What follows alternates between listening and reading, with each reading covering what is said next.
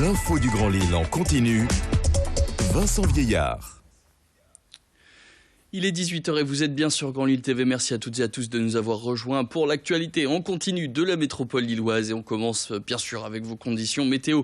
Pour ce mardi après-midi, vous voyez toujours et encore des nuages qui continuent de survoler la métropole lilloise. La faute à ce vent de nord-ouest qui ramène les nuages sur la métropole. Au niveau des températures, on est bien en dessous des normales de saison. Il fait actuellement un peu moins de 10 degrés et la pluie est attendue pour la fin d'après-midi.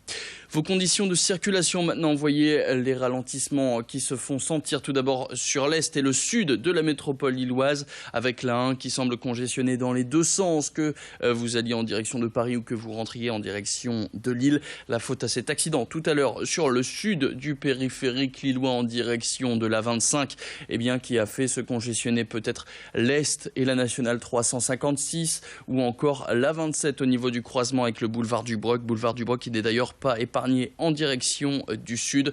D'autres ralentissements, la nationale 41 ou encore le nord avec la Madeleine et la rue du Général de Gaulle dans les deux sens. Soyez donc vigilants si vous devez prendre la route à cette heure-ci. On commence ce flash avec ces images. Ce matin, l'hommage aux policiers tués sur les Champs-Élysées la semaine dernière. À Paris, François Hollande a présidé une cérémonie et à Lille, le commissariat central a aussi rendu hommage à ce policier. Le préfet de région, Michel Lalande, a d'abord salué les forces de l'ordre avant de faire une courte allocution suivie d'une minute de silence, puis de la Marseillaise. Pour rappel, Xavier Jugelé a été abattu par Karim Cherfi de 2 balles dans la tête. Au volant d'un fourgon, il était en mission de surveillance avec 5 autres collègues. Il avait 37 ans. C'était l'une de ses dernières missions au sein de la 32e compagnie d'intervention de la direction de l'ordre public et de la circulation. L'hommage des policiers lillois à Xavier Jugelé, à laquelle a assisté pour nous ce matin Louis Caillé. Pour l'ensemble, repos. Garde à vous. Aux morts.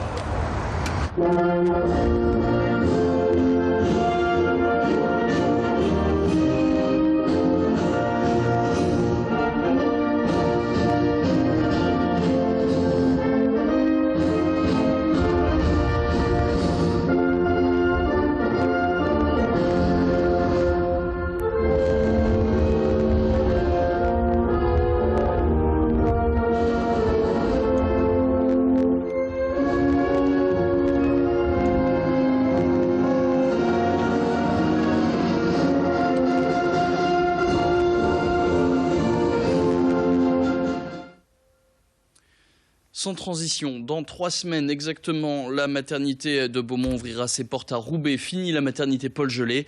Le chantier de la nouvelle maternité avait débuté en 2014 et 3 ans plus tard et un peu moins de 50 millions d'euros. Voilà donc la fin de ce chantier. Nouveau bâtiment qui est une extension directe de l'hôpital Victor Provost. Ici, toutes les activités du pôle femmes, mères, enfants ont été regroupées, c'est-à-dire l'obstétrique, la néonate, la gynéco, l'orthogénie ou encore la réanimation adulte et la surveillance continue. Plus de confort et plus de place dans ce nouveau bâtiment, l'ancien ne convenant plus aux exigences actuelles.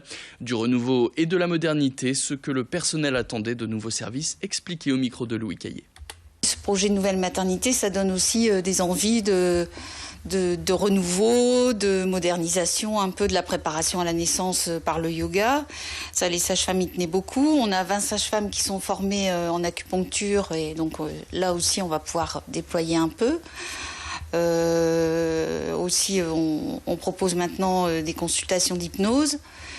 Voilà, une préparation à la naissance un peu diversifiée pour répondre au plus de demandes possibles. Dans la région, ils sont 40 000. Seules 40 000 personnes parlent le flamand occidental, une langue qui ne s'apprend plus. Pire, elle se perd. Et pour remédier à cela, Xavier Bertrand, le président des Hauts-de-France, va doter la région d'un office public de la langue flamande. Cette structure va être chargée de coordonner, de renforcer le travail des différentes associations qui militent et actent pour son retour sur le devant de la scène linguistique.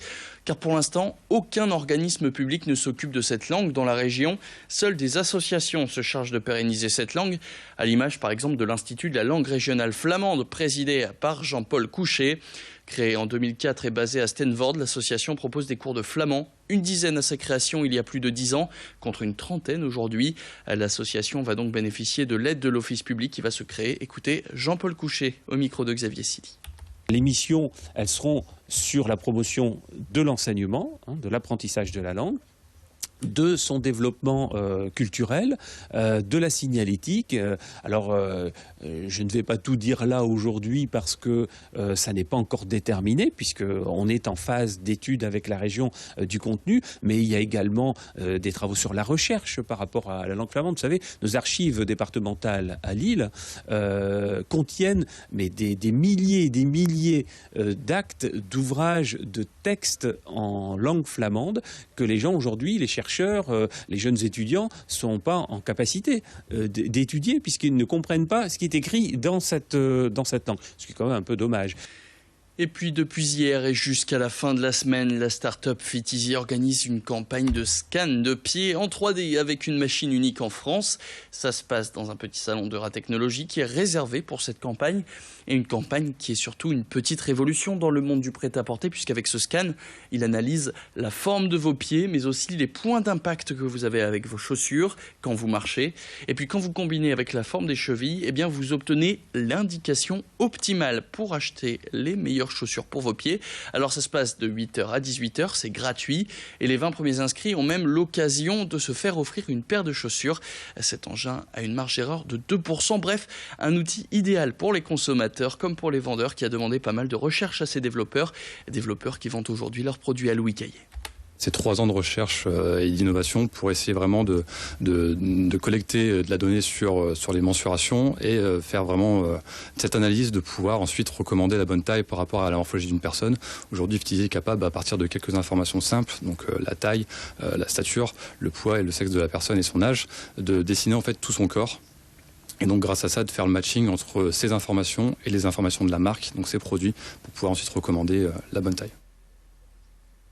Et c'est la fin de ce flash. Merci à tous de l'avoir suivi. Tout de suite, la météo. Clotilde de Leguévac, un point sur vos conditions de circulation.